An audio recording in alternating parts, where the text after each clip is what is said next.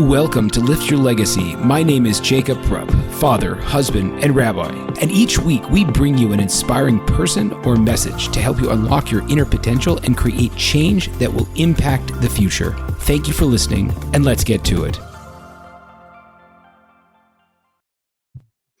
Today I am so excited to bring you Eliyahu Rubanovich, Rabbi Eliyahu Rubanovich, who is someone that I have looked up to for the entire time that I've known him, which is now going on over 15 years.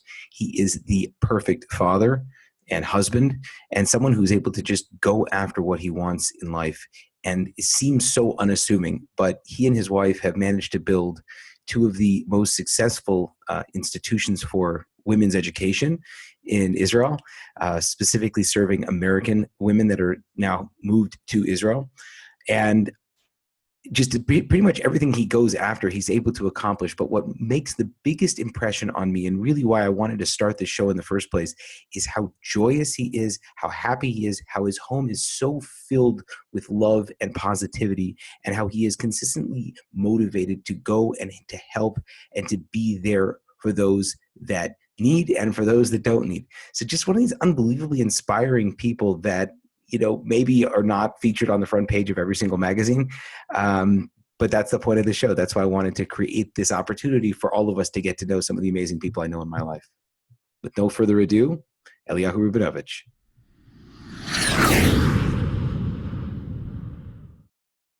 One of the major things that made a huge impact on me as I started growing in my Jewish observance was how the family life and how a person is able to really create excellence in their family life and in their own spiritual and mental health areas. And, you know, a lot of people talk a big game, and the ones that are really doing it rarely talk the big game, but just do it. And from the moment I met Eliyahu, he's been someone that I've looked up to as someone I aspire to be in his amazing family, as a family that, you know, represents what we're trying to achieve, my wife and I. And so I thought it'd be very fitting to, I guess, ask him some questions about how he did that. So I wanted to start by asking you, tell us a little bit about, you know, your background growing up and what you're working on. Actually, I was born in Moscow, Russia, and it was the height of communism, which basically meant that I knew nothing about Judaism. During the communist days, it was very dangerous to live a Jewish life. So you were stamped Jewish in the passport, but there was nothing that you could do to mark your Jewish identity or to observe Jewish tradition. As such, I only found out that I was Jewish at the age of 7. And at that point, when my parents called me into the room and they said, "Come, we have something to tell you." And I said, "Yes." And they said, "You know, you're Jewish." I was 7 years old, and I was like, "What does that mean?" And they said, "Well, you're different." I said, "Okay, how am I different?" They said, "When you grow up, you'll understand." And so therefore, you know, I just looked at them, I said, "Can I go back to play now?" And they said, yes. That was the extent of my Jewish identity and my knowledge about Judaism. At the age of 7, my parents decided that there was no future for their children in Russia, and they immigrated to Israel. We lived there for a year and a half, moved to America. And in America, to keep, so to speak, their nice Jewish boy safe, and to save him from the urban public school system, they enrolled me in a Jewish day school. Not because necessarily they wanted me to have a Jewish education, but simply they wanted to keep me safe. But, you know, what I heard from the teachers and the rabbis made a lot of sense. I was a kid who had a lot of questions. And as such, the answers that I heard to those questions made a lot of sense. And little by little, together with my family, I became observant, and I married a wonderful girl who is the daughter of Rabbi Shmuel Bloom, and we lived in Far Rockaway, New York, for the first 7 to 9 years, and we moved out west to Indianapolis. It's a wonderful, wonderful community. We had a wonderful time there, but the kids needed better Jewish education, And we started thinking of various places that we could go to, different communities. And at one point, my wife and I just looked at each other and we just said, well, why don't we just go home? And at that point, we decided to make Aliyah. We came to Israel in summer of 2000. We've been here ever since, and we're very glad to have made that decision. So here we are. What was it, if I could ask, that made the biggest impression on you in the course of your Jewish growth? Or what really got you going, what really got you connected, and what do you feel has been, throughout your experience, the thing that's been the most inspiring for you in the realm of, I guess, Judaism? I guess the fact that everything has meaning. When you look at life from a secular perspective, and you look at what goes on in the world and the trends, and just the way that life rolls out, where you spend probably the first 25 years of your life just, sort of speak, getting going. And then you have another 25 years, 30, maybe 40 years of significant productivity, and then it seems to decline again.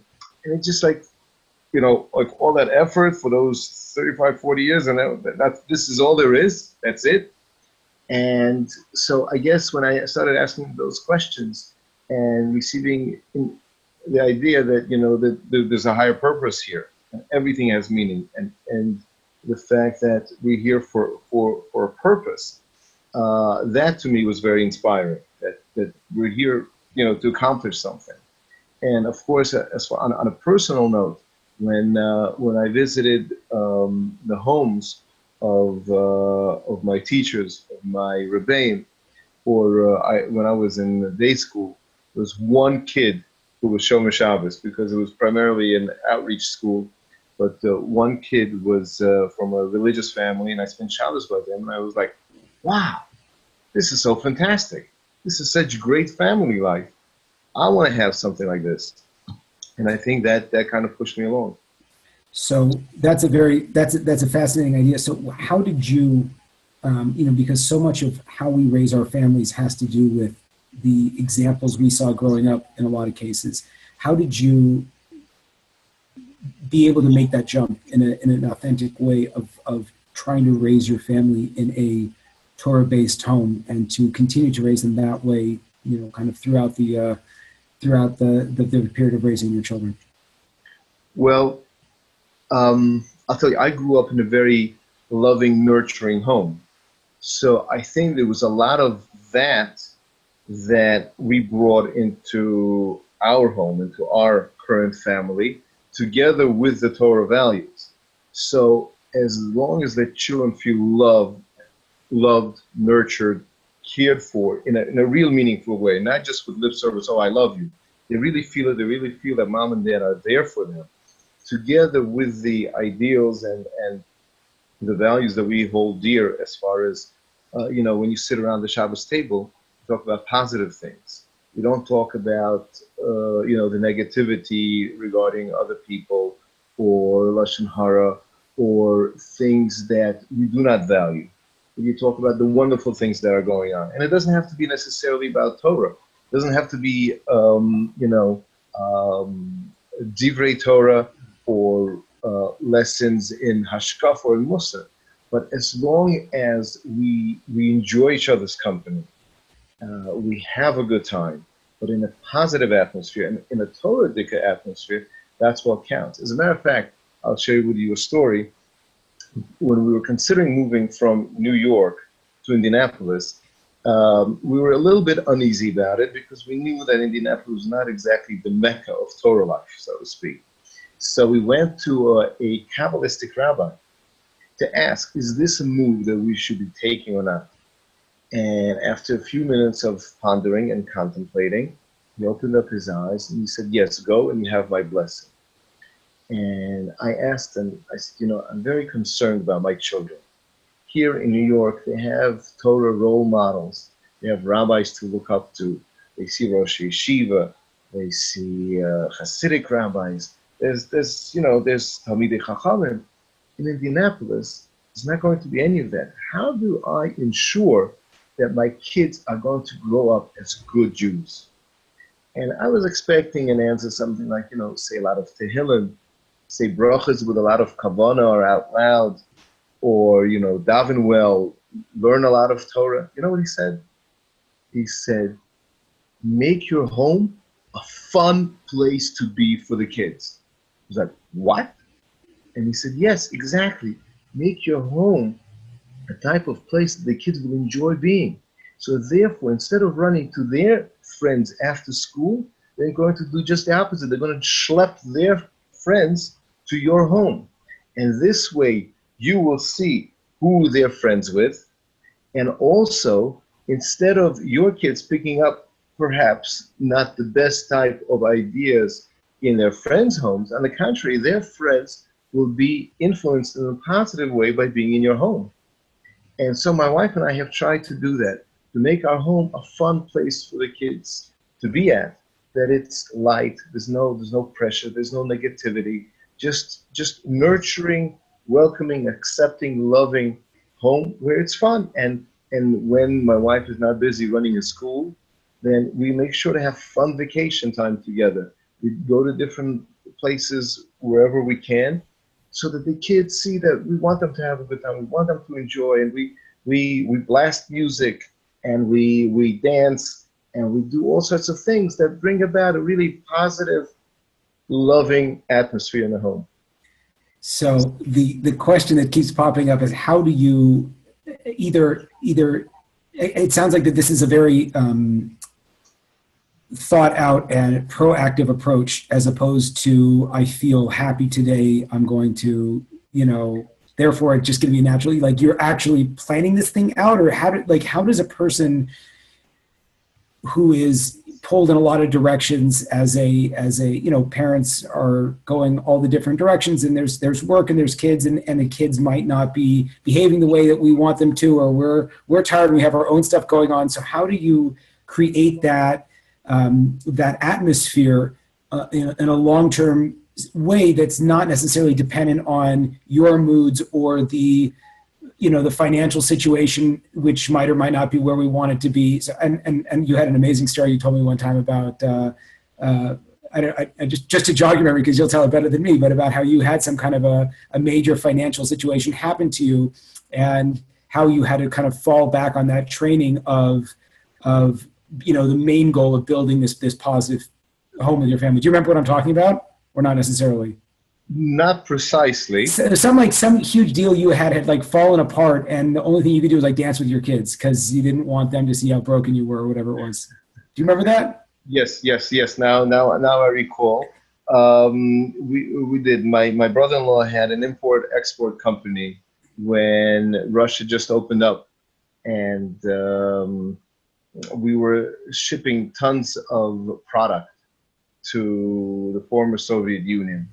And we had a lot of money invested, and thank God for a year or two it was knocking beautifully, and we're taking all the money, all the profits, and reinvesting it back into the company so that we could ship more and more product, and obviously hope to make more and more profit.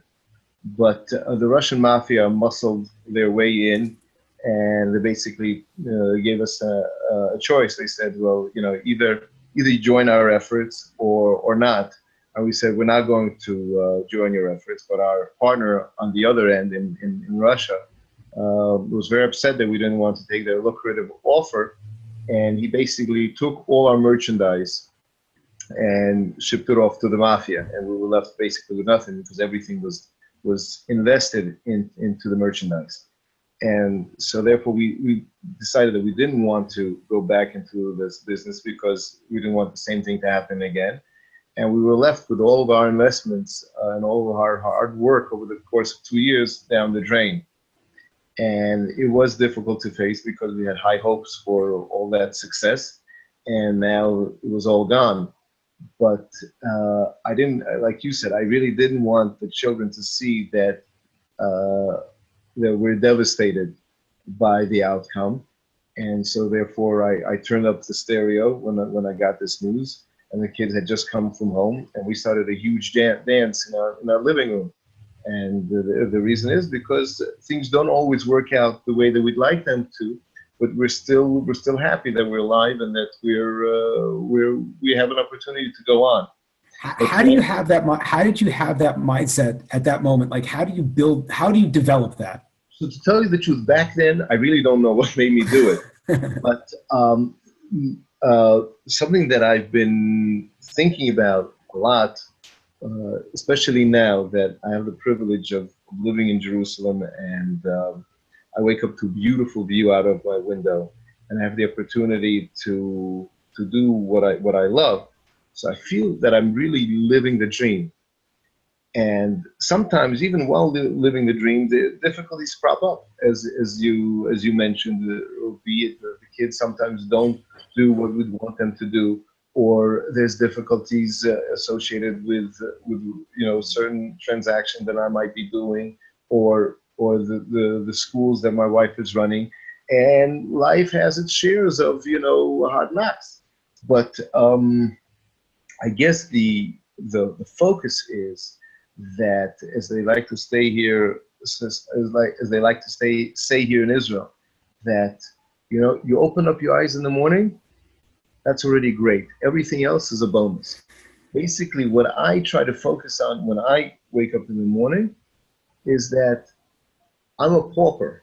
I have absolutely nothing, and I deserve absolutely nothing. The fact that I am able to breathe, that in itself, that is a gift of life that the Almighty has given to me. Now, anything on top of that is already a gift beyond my wildest expectations. So the fact that I have a wonderful, beautiful wife who is my soulmate, with whom I have this tremendous kesher and bond where we understand each other and we know each other so intimately and so well, to the fact that we don't even have to speak in order to know what the other one is feeling or thinking. The fact that we have kids who are remarkable and bring us so much joy. The fact that we're healthy. The fact that we're doing in life what we want to do. So many people are miserable going to work that they hate, and we're involved in something that we truly enjoy. The fact that we live where we want to live. The fact that I wake up, like I mentioned, to this beautiful view, that's all blessing. And the fact that we're able to host guests on Shabbos, and the fact that we're able to enjoy the kids, and when they need Shabbat shoes, we're able to buy them Shabbat shoes. And all these little things, these are all tremendous bonuses on top of that.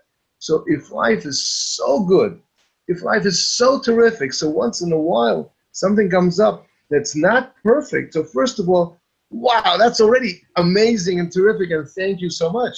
But on top of that, if life has been so wonderful to date, then chances are this bump in the road that I'm experiencing now, because Almighty has been good to me so far, then this bump in the road is good for me. I may not see it now. I may not know exactly why. I may not be thrilled with the fact that I'm experiencing it, but Hashem is doing it for my benefit. Hashem is doing it for my good. And if so, then who am I to feel bad about it? Let me do my best to overcome the challenge, to face it head on. And soon I will see how it was meant to be good for me.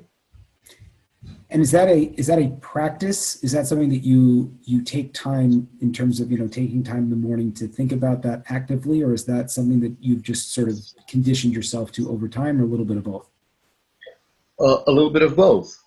Absolutely. It's something that you have to focus on. You have to think about it to get it into your system, so to speak. But even after thinking about it and internalizing it and really making it part of you, so you still need constant reminders, especially when life takes a turn that is difficult and you face challenges and you're facing ordeals. So then you need extra encouragement to dwell on these topics and to remind yourself that this is what it's about. Absolutely. Okay. There are two areas I want to just jump into. The first one is that, you were working in a business, you were an entrepreneur and trying to, looking to make something very significant happen.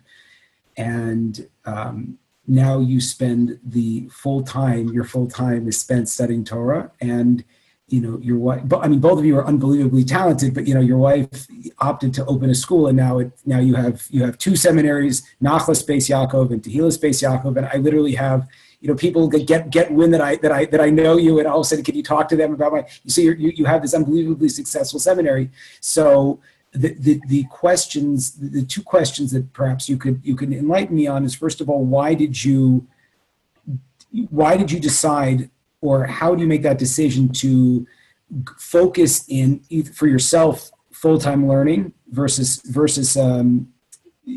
taking your unbelievable talents and moving it into a commercial venture, and then where you guys invested yourself in the realm of making people better? Why specifically young women? How specifically did you do it that it's so successful? Like, so how did you guys make that assessment, and maybe some tips and tricks about how to find that level of excellence in I guess in my life, how I do that? So as far as making the transition to go from perhaps business or working to learning, obviously that's not for everyone, and it has to be something that person really, really does. And that ties in with your second question is, what do you mean really, really does? That a person has to love what he's doing. So if it's something that he really loves, then he's going to be good at it, and obviously he's going to enjoy it. And the more he enjoys it, the more he's going to do it, and the better he's going to be at it. I loved learning in yeshiva, and I enjoyed it very, very much. But then one child comes and two children come, and then you say, "Oh, listen, I got to go to work." And the person goes to work. And that's what I was doing. But my heart was really in learning. And having come to Israel and worked here for 10 years for a wonderful organization called Shuvu, which was basically running schools for Russian immigrant children to be mekarev them. So I guess they did a good number on me, and they showed me how wonderful Torah is.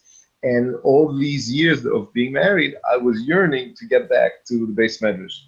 And I guess while I was in Shuvu, and as we started the seminary, so at that point, when there was enough money for us to live, not in a luxurious manner, but enough for us to have and to take care of our children, I guess I had the choice of, well, do I continue in business and live more comfortably, or do I pursue that which I feel is important, which is important for my soul, important for the Jewish people, important for my family, but reduce a little bit the level of comfort that we would have financially?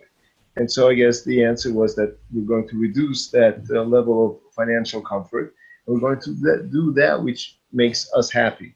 And when I say us, meaning myself, I think my wife feels good that her husband is pursuing Torah learning. I think the kids also have a degree of pride that we live a normal life, but at the same time, my father's learning Torah, not because he has to, not because he can't do anything else, not because, this is like, okay, so this is what he does. No, he does it because he can do other things, but he's choosing to do this. And I think that gives him a very, very good, important lesson in life, while at the same time giving them a very good feeling of self-pride and self-worth and so on. So, but getting back to your other question, what made us go into this industry, let's put it, of running a seminary? Somebody would have told me 15 years ago, Eliyahu, you're going to open up a seminary and your wife is going to run it. I would have said, yeah, right, forget it. But what happened was, when we arrived in Israel, my wife very much wanted to continue her trend of hosting Jews from all walks of life on Shabbat and Yom Tovim. And so we opened up our home to students of Nevei Yerushalayim, girls from various backgrounds that came to immerse themselves in Judaic studies here in Yerushalayim. And also, we would have very often FFB girls joining us for a Shabbos meal who were studying here in seminary. And we heard things that they were very happy about in seminary, and we heard things that they felt could use a little bit improvement. And we always put those lessons like in the back of our heads, like if we were doing things, how would we do it differently? In order to maximize the girls' enjoyment and getting the most out of their experience of learning in Israel.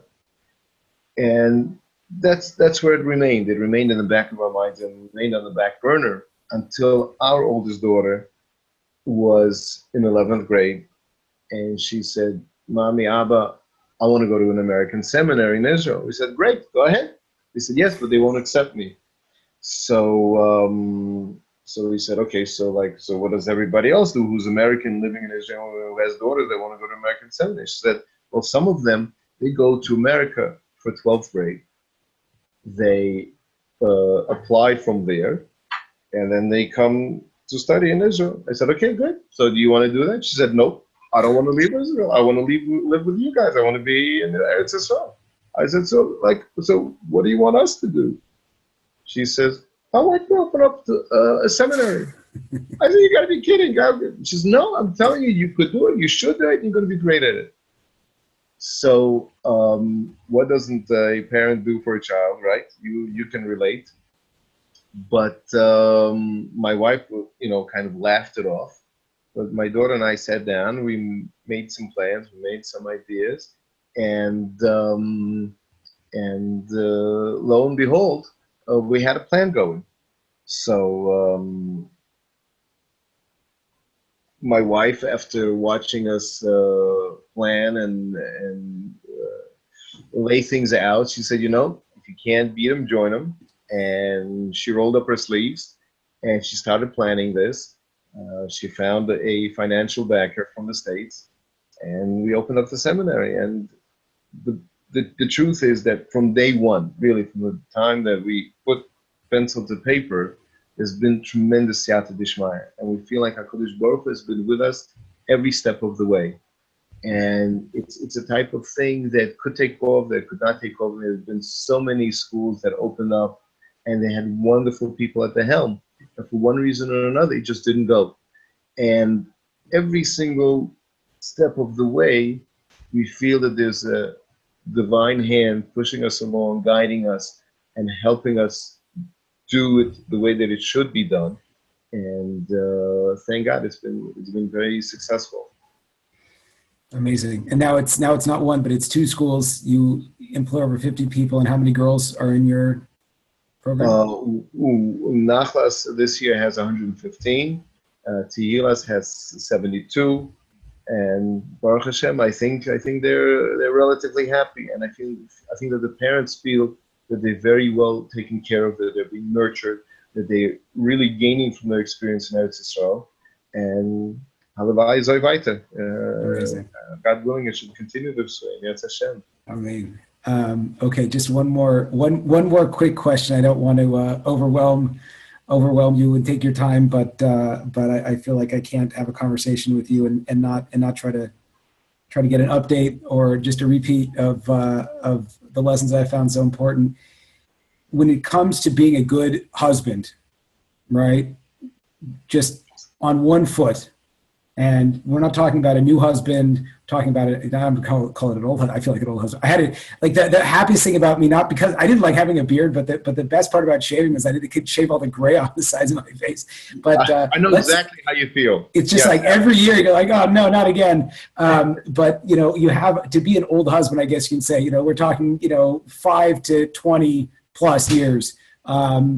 Best advice on one foot to an amazing marriage after your 10-year anniversary. Go for it.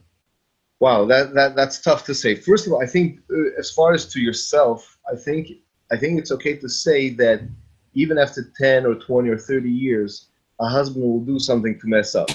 And I do that. And sometimes because you're rushing, you're not thinking things through, you might do something that will upset your best friend in life, will upset the person that you're closest with. But when that happens, to take the time to say, I'm really sorry, I messed up, I apologize. that's HaKadosh Baruch Hu teaches us that by giving us the opportunity for tshuva. So when we do mess up, to do vidur, to knock on our chest, to say, I'm sorry, I messed up. I'm really going to try not to do this again, and to realize where exactly did I go wrong, and to try not to do that. But the most important thing is to constantly remind ourselves that I think that, when we were engaged, right, and what wouldn't we have done for our college? So now that we've lived together for 30 years, I wouldn't do this, what my wife is asking for. This is the person that means the world to me. And yes, at times, perhaps she might ask me something that I'm not thrilled to do, or maybe she might do something that I'm not the happiest about. But that doesn't remove her self-worth of who she is, what she's done for the family, what she's done for the people around us. So my heart bursts with pride for the fact that I have such an unbelievably remarkable person as my life partner. And so the more I think that we drive it into our minds and into our hearts, into our souls, that we've been blessed with this fantastic spouse that loves us and cares for us and does so much for us, then again, we have nothing coming to us. We're not, so to speak, deserving of anything. It's just that this chesed that's being bestowed upon us from Shemayim, from by Hashem, by giving us this spouse, then we should be overcome with gratitude and thanksgiving that we have them. The Gemara, I believe it's in Bava Metzia, says that the conduit for blessing into the home, the pipeline, is the wife. So if we make our wives happy, if we make them feel loved and appreciated and respected and honored, then that pipeline grows and becomes thicker. It becomes not a 1-inch pipe, not a 3-inch, it becomes major, and the bounty comes down. But that's the trick. The trick is that when we honor our wives and when we make them feel loved as they should be, and as they are, honestly, the way that we feel towards them, that is the source of blessing to the home. There you have it, folks, another inspiring episode. If you enjoyed this, I ask you to please share this with your friends and to like us over on Rabbi Rupp through Facebook or on YouTube. And the more that we're able to get these important messages out, the more that we can really make an impact in the world. So I encourage you, please, to stay tuned. We have a ton of amazing speakers coming up, and also to tell your friends about it. Thank you very much.